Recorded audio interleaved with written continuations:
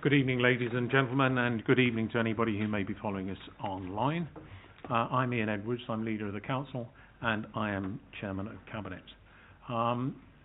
As we have members of the public present, I'll just remind you of our safety procedures here.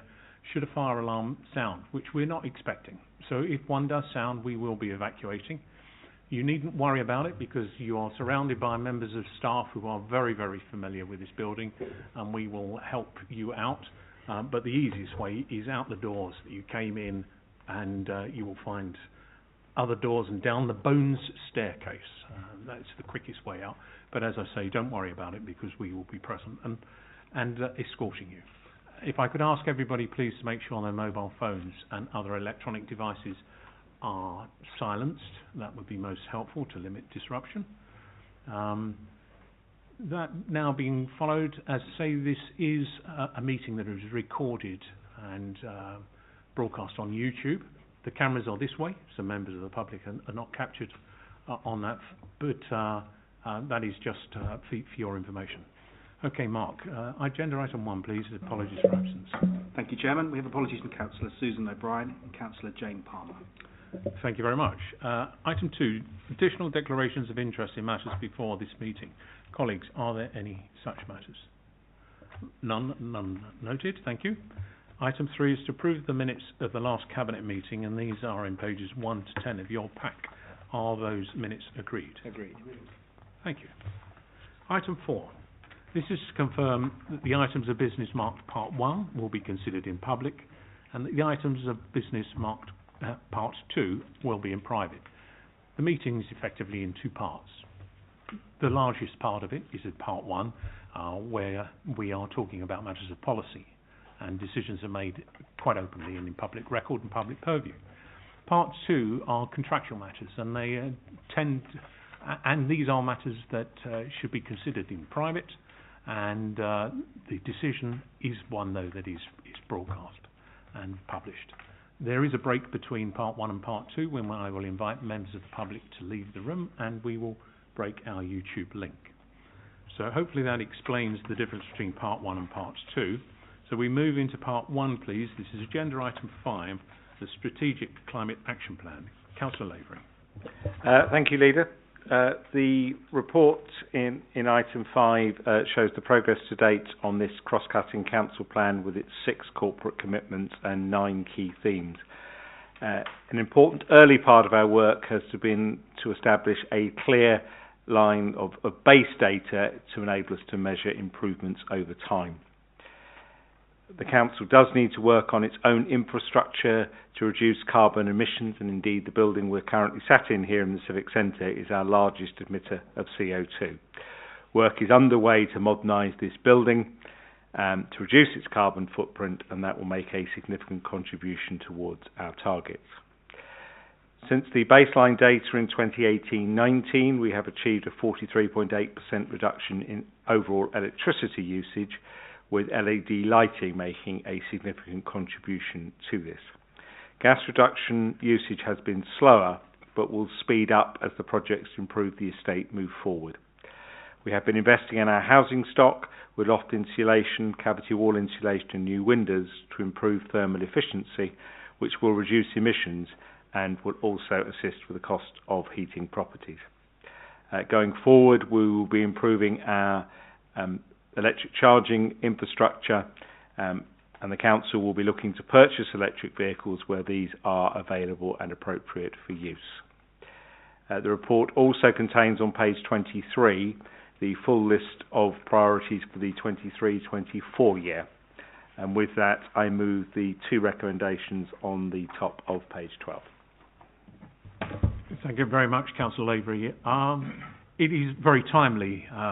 Our minds are turned to climate change with what's going on in Europe, and it is important that we do our bit to help reverse the harms that are being caused. I am particularly pleased that we are focused on actual energy use rather than just merely maintaining our present level of use and purchasing from a renewable supplier. So the achievements we're talking about here are genuine reductions in energy use, as well as reductions in CO2, and that is to be applauded. Colleagues, are the recommendations agreed? Agreed. Thank you. Agenda item 6, the appropriation of land at the former Yiewsley swimming pool and Falling Lane, Yiewsley. Councillor Bianco. Thank you, Leader. Well, the purpose of this agenda item is to take Cabinet authority to appropriate land from the public open space to planning purposes pursuant to Section 122 of the Local Government Act 1972, to wit, to allow the facilitate the redevelopment of the former Yiewsley swimming pool site to produce both community facilities and a significant number of new residential units for social housing purposes. The 3 recommendations are listed at the top of page 32, and I so move. Thank you very much. I'd just like to add the other little bit, which was there was delegated authority for this decision to be made by the Cabinet member, but it was brought back to Cabinet for transparency to show that this is being done in an open way. Colleagues, are the 3 recommendations agreed? Agreed. Thank you. Agenda item 7, the Hillingdon Electric Vehicle Infrastructure Strategy. Councillor Bianco. Thank you, Leader. Well, this has been a strategy we've been evolving over a period of time. We've been watching what's happening in other parts of the country and other parts of London even, and this strategy is the result of that careful piece of work undertaken by officers. There is no doubt that the country is moving ever so slowly towards alternative forms of transport, and this is dealing with electric vehicles. And indeed, we were talking about that just in the last couple of items ago, as far as the council's stock is concerned. And this programme, this infrastructure strategy, is to move in a moderate way towards providing charging facilities on land owned by us. And if you look at the little table on page 154, you will see that in the short term, our intention is to remove, upgrade 30 existing charging points which have now fallen into disuse in our existing car parks, and in the medium term to introduce a further 125, and in the long term up to a further 175, all on off-street locations. We're proceeding carefully. The intention is to do it with a partner, and that particular issue will be dealt with in part 2. But it's the reason it's a sort of moving feast is that technology will undoubtedly evolve over the next few years, and we don't want to rush too quickly on the simple basis that we'll end up putting something in now that will prove to be obsolete very quickly. It's the VHS Betamax story all over again. So we are taking steps. This is a modest start. It is, I'm pleased to say, another manifesto commitment met, and on that basis I move the single recommendation at the top of page 152. Thank you very much, Councillor Bianco. I will mention a BBC programme last night on electric vehicles, and I'm sure members of the public may have followed it, and members of the audience may have done. And I would understand why people might say you're not going fast enough, and I hear that. And when the business case is made for us to move faster, we will so move. It is very interesting, some of the different technologies and approaches that are coming forward. And what we want to do is learn from that rather than embed now technologies and approaches that we find become out of date, as has already been mentioned. One of the advantages of this approach of the partnership is that it maintains a degree of control by the council on this very valuable infrastructure that will be providing services to our residents.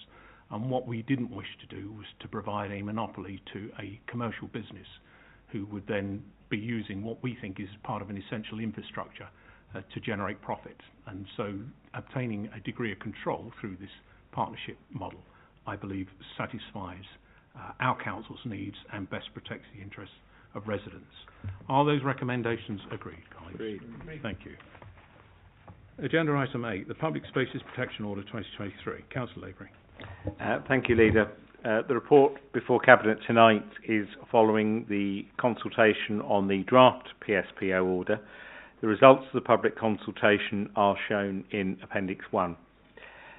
The proposed order has been amended following the consultation to include 2 additional items. These are car meets stroke street racing to give us additional powers in this area, and also power to control the use of amplified equipment in our green spaces. The report on page 195 does reference that ban being in respect of Ruislip Lido, but we've actually decided to include all of our green spaces within that provision. The consultation, if you read all the detailed responses, does also raise other issues that are covered by other powers and are therefore not appropriate to be included in the PSPO. The recommendations on page 194, recommendation 1 asks you to consider the public consultation responses and the subsequent amendments that have been set out in the report, and also to have due regard to the impact, the contents of the Equalities Impact Statement in Appendix 2. I would ask you to amend item, assuming that Cabinet has no questions on the first 2 items and that you are happy with those, I would ask you to amend recommendation 3 to approve the finalised Public Spaces Protection Order in Appendix 3 for publication, and with that I move. Thank you very much, Councillor Lavery. This shows for me the value of public consultation, where we have had feedback from our residents that have strengthened further our PSPO. So when we do undertake consultation, it is done genuinely and openly, and we do value the feedback that we receive. It does help us to improve. Colleagues, with the amendation as moved by Councillor Lavery, are these 3 recommendations agreed? Agreed. Thank you. Agenda item 9, the monthly Council Budget Monitoring Report. Month 2, Councillor Goddard. Thank you, Leader. This report deals with the Council's projected results for the financial year to the 31st of March 2024, as they stood at the 31st of May 2023, and that is month 2 of the current financial year. The national economic outlook continues to create a challenging environment for local authorities. A key factor is inflation, which, as I've said before, has been initiated and driven by quantitative easing, derived from the national funding of the pandemic, and by the global impact on energy and food costs of the war in Ukraine. However, inflation is proving to be longer lasting, with higher levels being sustained than those projected by the Bank of England, and this is largely due to the impact of pay settlements, particularly in the public sector, a subject which I will return to later in this report. However, it must be recognised that we now see an initial but modest reduction in the prevailing rate. Interest rates are consequently on an upward trajectory, and there must be material doubt as to whether they've reached their peak yet. These factors have inevitably impacted heavily and adversely on the cost of living for households and businesses alike, and this is likely to continue to pressurise revenue collections and the use of schemes such as the Council Tax Reduction Scheme. At the beginning of a financial year, forecasting of the outturn is perennially challenging, and it is therefore understandable and correct that cost forecasts should be cautious and prudent. In the face of this continuing difficult environment, this Council's financial performance remains robust and resilient. The General Fund revenue account indicates a small underspend of £23,000 against budget. Within this result, we have absorbed an additional £2.6 million of cost in respect of the anticipated staff pay settlement, which was not reflected in our budget. Once projected uses of earmarked reserves for items such as continuing legacy COVID pressures, core inflation, and the older person's discount are recognised, we are projecting a 23-24 year-end position of £14.5 million for earmarked reserves. In addition to this, we also have unallocated general balances amounting to £26.8 million. So in total, we're projecting £41.3 million worth of reserves at our disposal at the end of the 23-24 financial year. As I've said in earlier reports, it is our objective to retain and build our reserves, notwithstanding the continuing challenging economic environment. We should expect a number of further transformation programmes, which are currently at early stages of development, to yield a strengthening of reserves, which are not yet reported here. Our existing programme of savings for 23-24 will achieve our entire target of 22.8 million, albeit that there may well prove to be delays in the delivery of items amounting to £1.08 million. General Fund capital expenditure for the financial year is on track and projected at £162.6 million. I should draw colleagues' attention to the fact that only £60 million of the foregoing expenditure will be financed by increased borrowings. That amounts to 37%, and that the Council continues to be able to borrow at highly competitive interest rates. The dedicated schools grant projections indicate a highly challenging position for 2023-24, with in-year expenditure on the high needs block exceeding budget by £4.5 million. This arises from very substantial increases in the levels of cost which we are now incurring from out-of-borough placements, particularly amongst the independent non-maintained schools sector. This is further accentuated by the full-year effect of a larger than usual cohort of children securing education and health care plans during the pandemic. These children are manifesting high levels of need and is also driving up the per capita cost of placements. I must emphasise that the programme of measures agreed with the Department of Education at the inception of the safety valve agreement is thus far largely on track. Colleagues will also be aware that we are working on a programme of generating a further 979 in-borough SEND places, which when fully available to us will serve to drive the prevailing cost levels down to a material degree. The housing revenue account is projecting a full-year outturn which is identical to budget at this stage. Housing revenue account capital expenditure for the year is projected at £111.6 million, and this reflects the building of 100 additional homes and continued but higher levels of investment in the Hayes regeneration project. Of this, 65 million will be financed from increased borrowing. Leader, I therefore move recommendation 1 of this report as set out on page 240 of the pack. Part B of the report on page 260 of the pack sets out a number of financially oriented recommendations itemised A to C. These recommendations set out in this section are self-explanatory, and I therefore so move recommendations A to C. Thank you, Leader. Thank you very much, Councillor Goddard. Thank you very much for your very full introduction of this matter. Being very early in the year, it is pleasing to know that we are on track. Your observations around the challenge of the economic circumstances are, of course, noted and understood, I think, widely by everybody. But it's pleasing to hear that we have a grip and we have plans to ensure that we continue to maintain sound financial management. Colleagues, are the recommendations agreed, including those A to C on page 260? Agreed. Thank you. Agenda item 10 is a preview report. It is intended to assist members of the public to understand more about the items that will be discussed in part 2. We hope that you find this report helpful.